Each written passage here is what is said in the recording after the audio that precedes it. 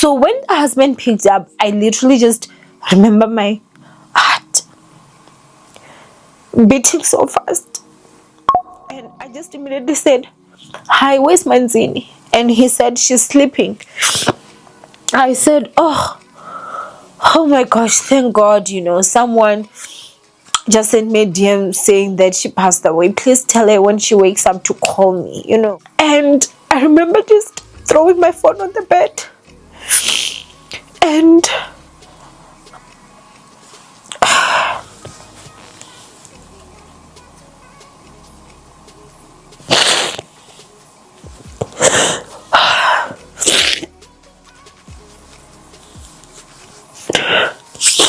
so when I got there, I found her mother-in-law, was her husband's mom, and she was visibly devastated.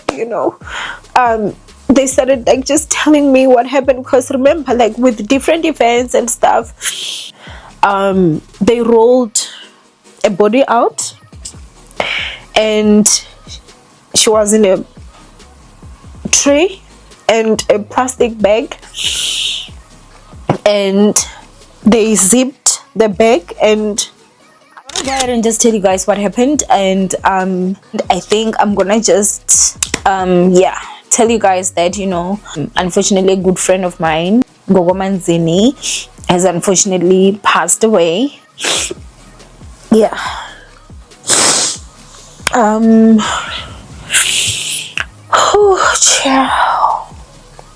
Okay, I thought that with this video I'm gonna be very strong. I'm not gonna be crying because I've been crying since, but it's not easy. It really just is not easy. I know that a lot of my ninjas, like you guys, did watch the videos that I would make with Gogo Manzini, but in all honesty, Manzini and I's friendship, or rather sisterhood, extended way further than even I had thought. We grew even closer. It is unfortunate that she passed away last week Thursday. Today is Monday as I'm shooting this, and I have seen some questions.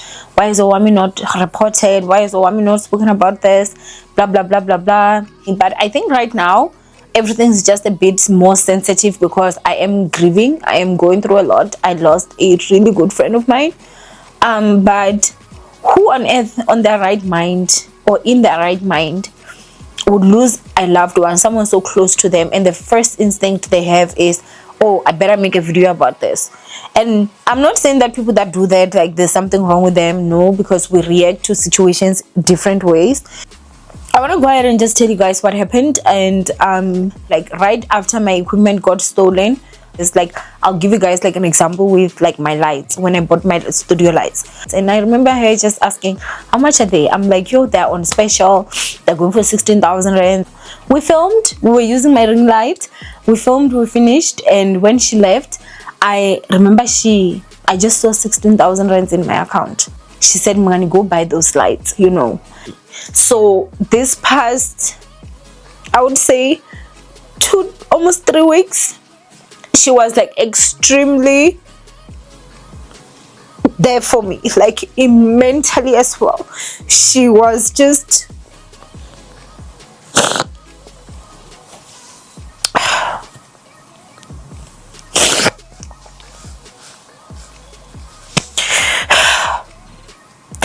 she was just there. She was calling extra, she was sending messages extra. I remember on Sunday, she called me this past Sunday, and she was like, what are you doing? And I was like, well, I'm going to go, because I was going to buy the adapter, and after, like, at later at night, she sends me this message. Shumina, I love you, Kamambela. Kamambela. That's why you opened your hands for me.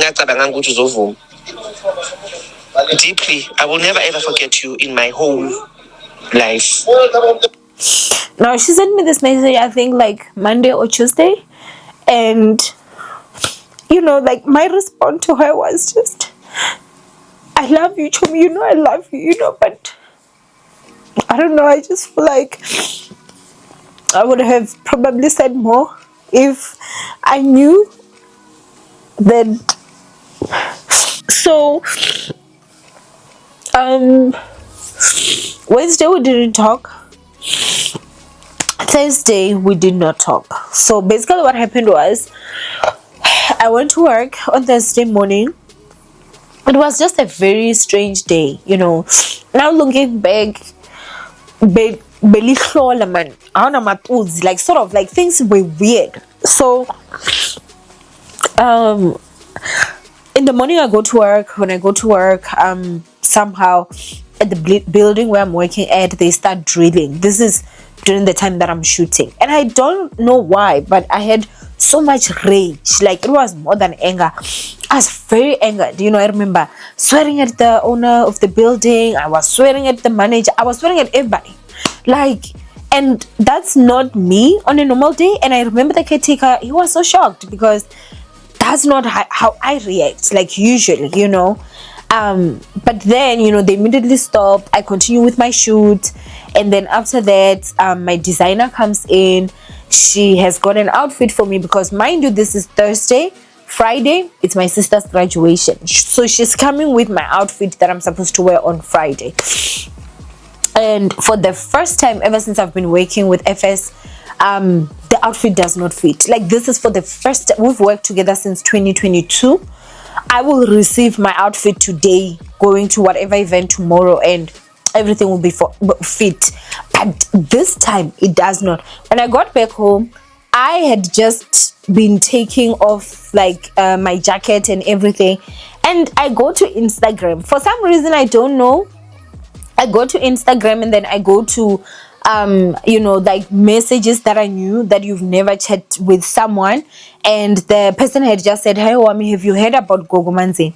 And in my response, I was even like, I put out a shocked emoji, and I even commented again with a laughing emoji, because in my mind I'm like, I wonder what scandal she's in now, because my friend was really just larger than life, so the person responds and says she's no more, immediately. Like, in all honesty, I was like, social media people have started, I immediately call Manzini's phone, and when I call Manzini's phone, her husband picks up. Now, this was for the first time ever that I'd been friends with Manzini for almost 2 years, that I call her phone and her husband picks up. Usually if you're calling her phone and she's not coming to the phone, it will ring, and then she'll call you back, or maybe she will tell you, I'll call you back, or something, So when the husband picked up, I literally just remember my heart beating so fast, and I just immediately said, "Hi, where's Manzini?" And he said, "She's sleeping." I said, oh my gosh, thank God, someone just sent me a DM saying that she passed away. Please tell her when she wakes up to call me, And that's when he just started to say, like, who told you, Owamie? Because I've only told family at this point. I've not told friends. I'm sitting here with my wife's body, like, she's been passed for a couple of hours. And I remember just throwing my phone on the bed, and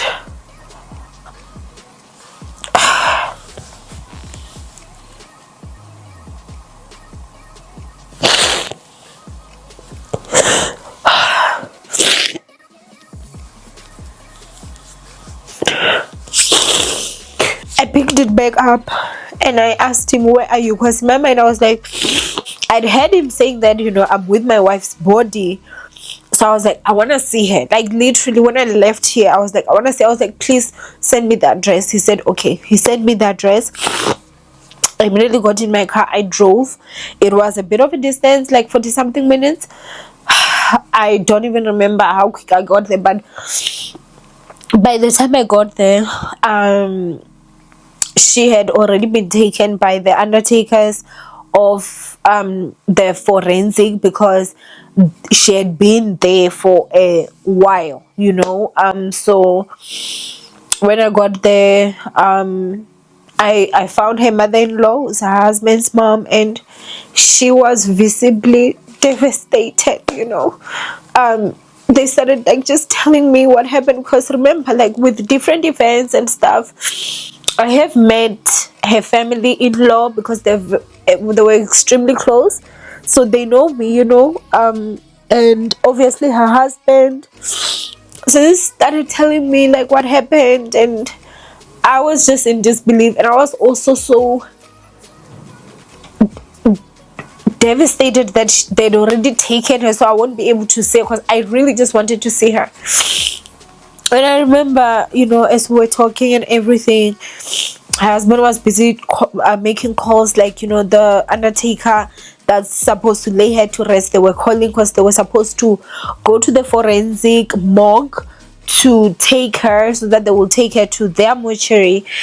And I remember just saying to her husband, can I please see her, and he said, yeah, sure, Owamie, sure, we can go. And getting there also, like, her daughter, it was just so heartbreaking to see her daughter. She knows me, obviously, we would always make fun to call me her second mommy, because there was a day that I went to their house, and she had her cousins there.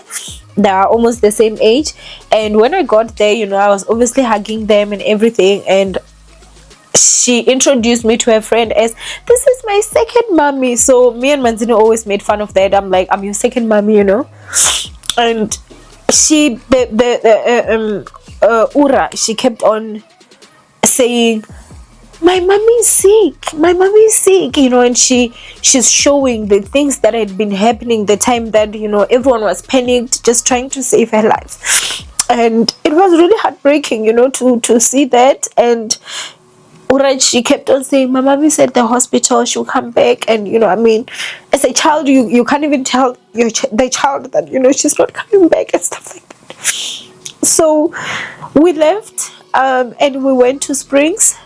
I think at this point it was maybe around past 10, almost to past 11. I think it was past 11. We went to Springs, to the morgue in forensic. And when we got there, we waited a while, because it seems like the undertaker that was supposed to come take her, they got lost a bit. So we waited almost an hour, and when they got there, that's when we went in. They rolled a body out, and she was in a tray and a plastic bag, and they zipped the bag, and I saw her, and I just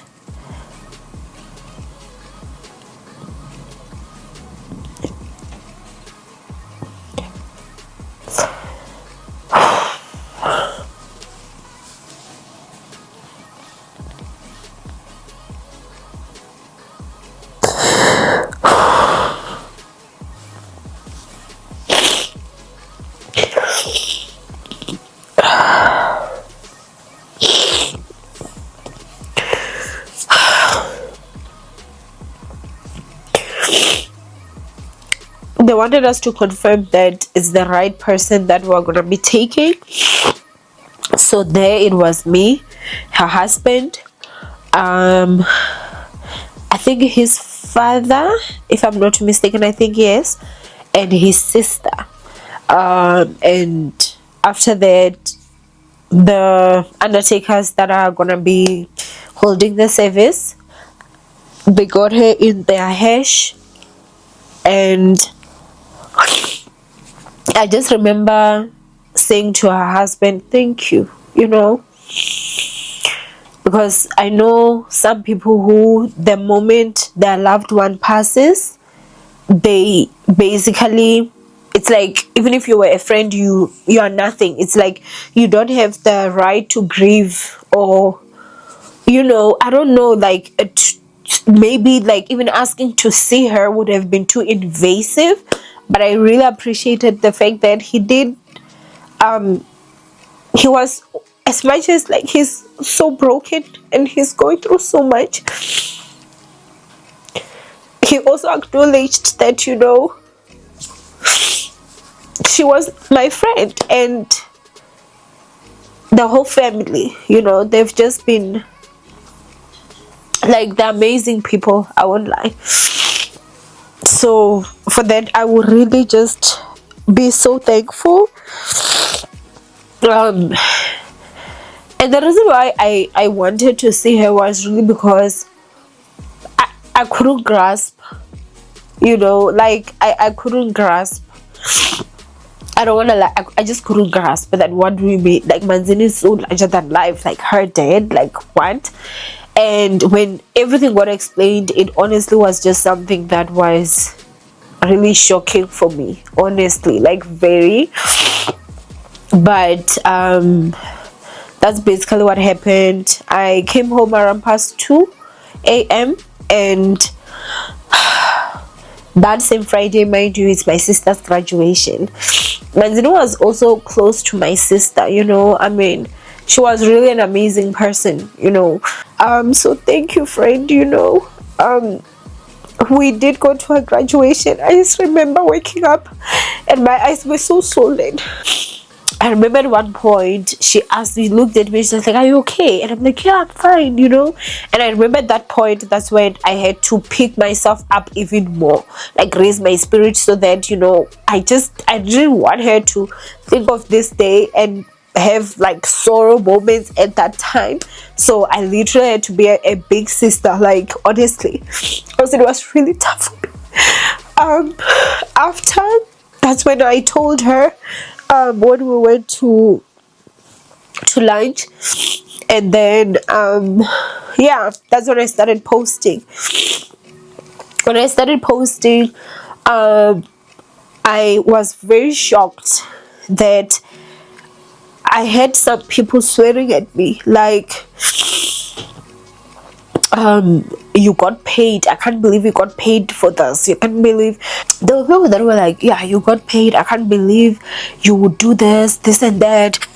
Some people were literally swearing at me, why are you lying, claiming that Gogo Manzini is dead when we know that she's not. At this point, this is Friday, I'm just confused what is going on, you know.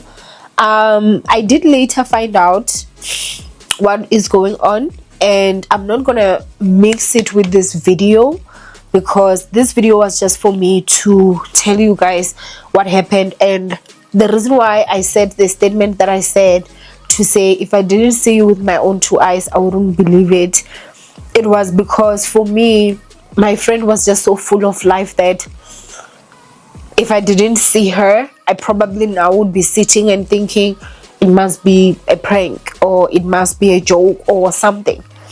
But I am 34 years old. In less than a month I'll be turning 35. I've worked in a hospital for years. I've seen many people that are dead. I know a sleeping person and I know a deceased person. And what I saw at the morgue, when she got pushed out from the fridge at the forensic, and what I saw was my friend's body. So that's that, you know. That is that. I just want to say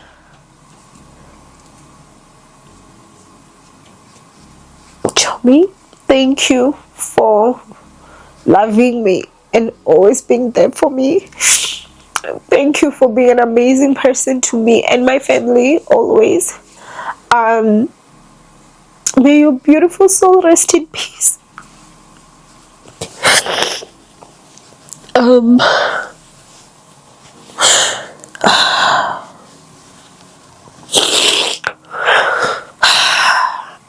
I'm definitely devastated, you know. And I know I'm not the only one. Her loved ones really are, you know, and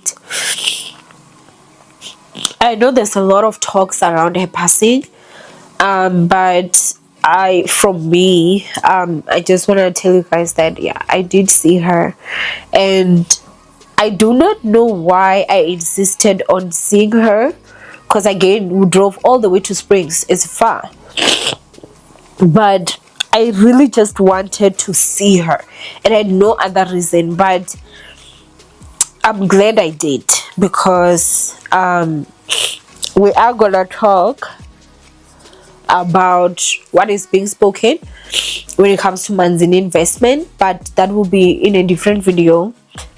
For now, I just wanted to say, RIP.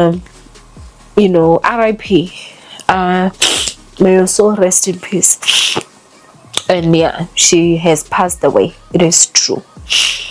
But anyway, I love you, ninjas. Stay blessed, and I will see you guys in my next upload. Bye. So yes, as you all heard, that was Owamie, you guys. And I must say, at first, of course, I'm against those things of witch doctors, sangomas, especially what Manzini was representing, But based on what Owamie said, especially when Manzini was able to even assist her with 16,000 rands when she was in need, when she was down, it got me remembering something. And then this can teach us something as human beings, honestly speaking. And you know why I say this? Honestly, before I could remember what Owamie said and what happened to me in the past, it was easy for me to say, let me not maybe feel pity for Manzini, right? Until I had to recall that yes, even to this very day, there is a church which I grew up being told that is not of God. Even to this very day, they say it's not really of God. The people who attend there, they're not going to heaven. Which, yeah, I must confess, I still do agree with, right? But I remember one time when I was in trouble, a time where it was just a matter of life and death. The person that rescued me and transported me was from that very same church. So such, I remember back then, it's been even more than 10 years ago, but it taught me not to really judge people 100%, but I must learn to also focus on the human being in them rather than to overall judge them and rule them based on their religion or their belief.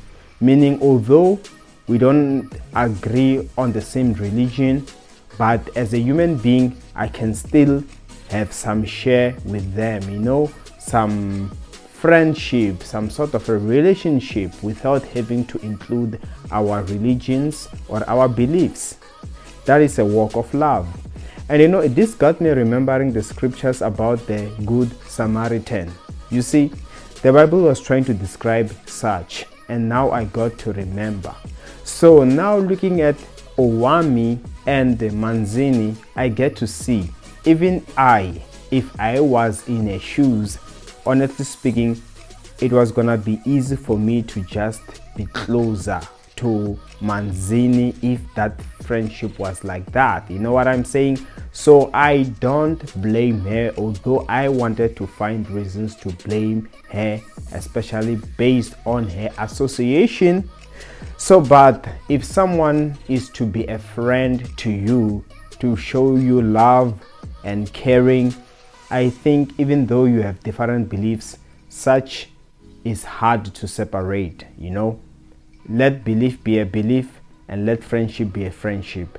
And I think most of us, we will get to understand one time when those that are meant to help us are far away, but someone who is supposed to be deemed as an enemy be the one to assist you.